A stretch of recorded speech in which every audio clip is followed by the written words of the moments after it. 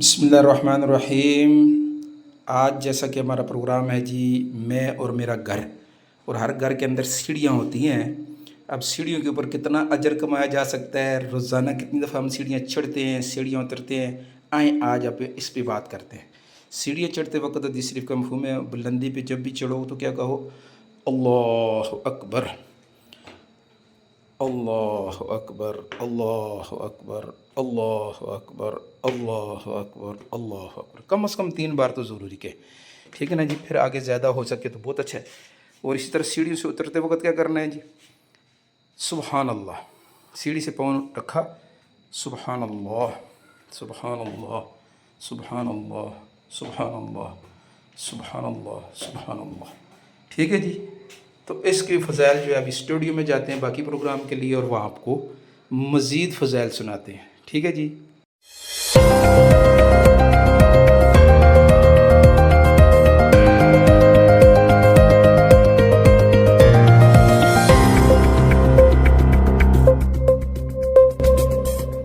बिस्मिल्लाहिर्रहमानिर्रहीम।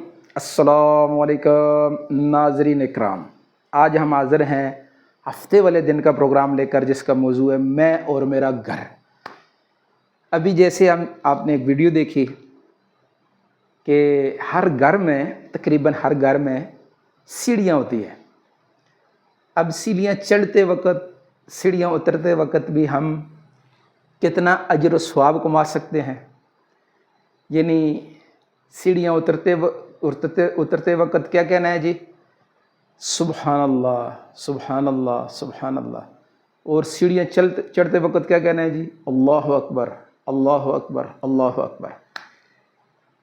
ये जो फजीलत है आप सल्लल्लाहु अलैहि वसल्लम ने फरमाया, जिसका मफ़हूम है कि जब भी चढ़ाई चढ़ो तो अल्लाह अकबर कहो, अल्लाह की पाकी, अल्लाह की अज़मत बयान करो कि अल्लाह सबसे बड़ा है। ये बुलंदी, ये पहाड़, ये ऊंचाई, ये कुछ भी नहीं है।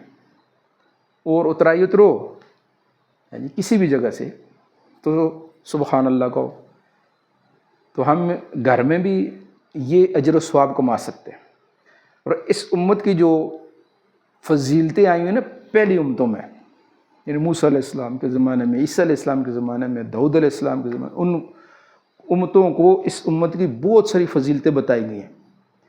उनमें से एक फजीलत ये भी है, वो ऐसी उम्मत होगी जो चढ़ाई चढ़ते वक्त जो है अल्लाह अकबर कहा करेगी और उतरते वक्त सुबहान अल्लाह कहेगी। यानी कसरत से इस उम्मत के जो तस्बीह है ना, पहली उम्मतों को ये भारी था। तो अल्लाह पाक उनको बता रहे थे, करीब एक उम्मत आने वाली है, मेरा हर मौके पे ज़िक्र करेंगे।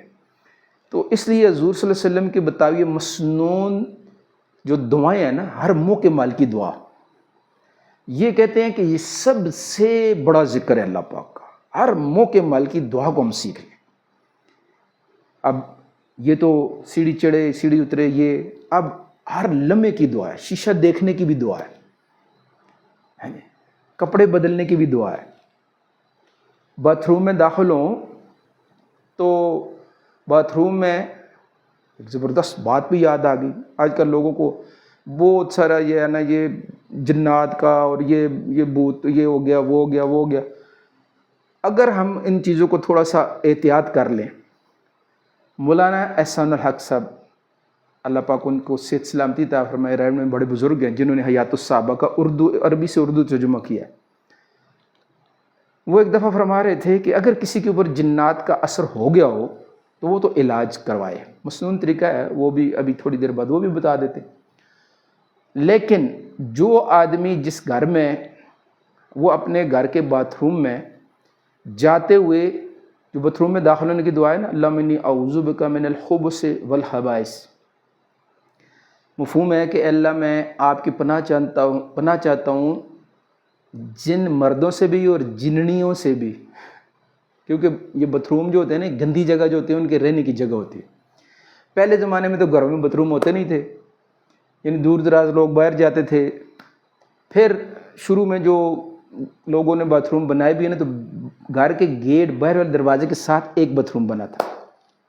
अब तो अटैच बात हो गए हैं, तो थोड़े से असरात भी। तो मौलाना एहसान साहब फरमा रहे थे, ये मसनून दुआ से पहले بسم اللہ الذی لا الہ الا ہو، پھر اس کے بعد اللہم انی اعوذ بک من الخبث والخبائث، یعنی باتھ روم میں داخل ہونے سے پہلے باہر کھڑے ہو کے پڑھنا ہے بسم اللہ الذی لا الہ الا ہو اللہم انی اعوذ بک من الخبث والخبائث، یعنی اس دعا کی ساتھ یہ ایک جملہ ملانا ہے بسم اللہ الذی لا الہ الا ہو، ساتھ میں اگلی دعا پڑھنی ہے۔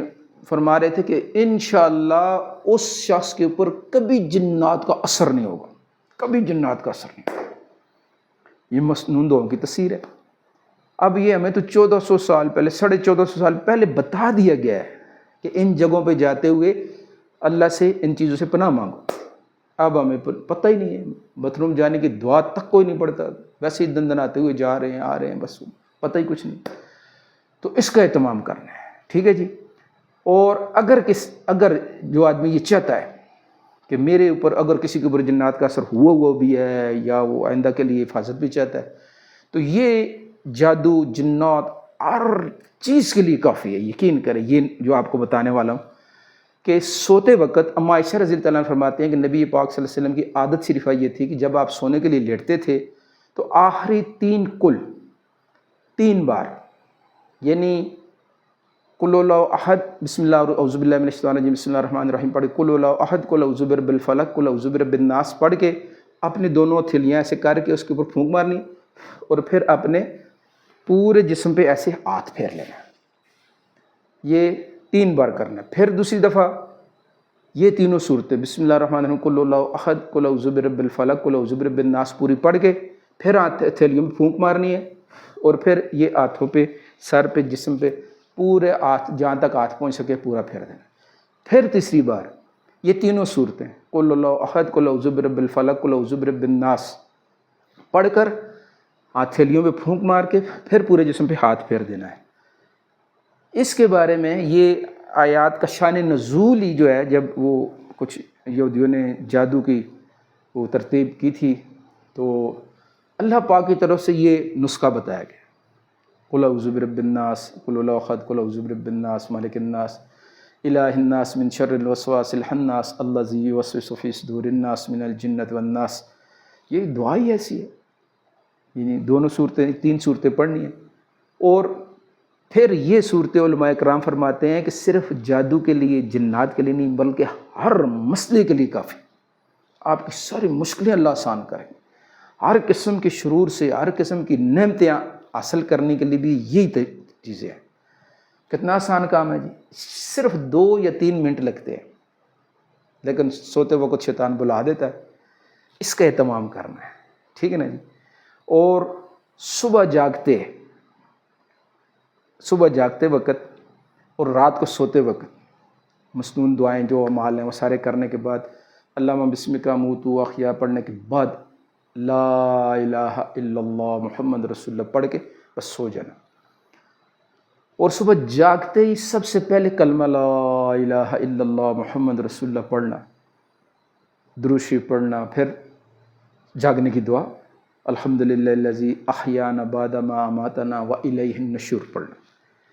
اب جس کا سوتے وقت آخری کلمہ لا الہ الا اللہ ہوگا اور جاگتے وقت سب سے پہلا کلمہ لا الہ الا اللہ ہوگا تو اس کے بارے میں علماء اکرام سے سنا ہے کہ موت کا وقت جب آئے گا نا وہ بھی سونے کا ٹائم ہوگا نا، یہ بھی عارضی نیند بھی عارضی موت ہے، تو اس وقت بھی ایک فرشتہ اس کو کلمہ یاد کرائے گا کیونکہ اس نے اپنی زندگی کا معمول بنایا ہوگا کہ سونے سے پہلے کلمہ پڑھتا ہے۔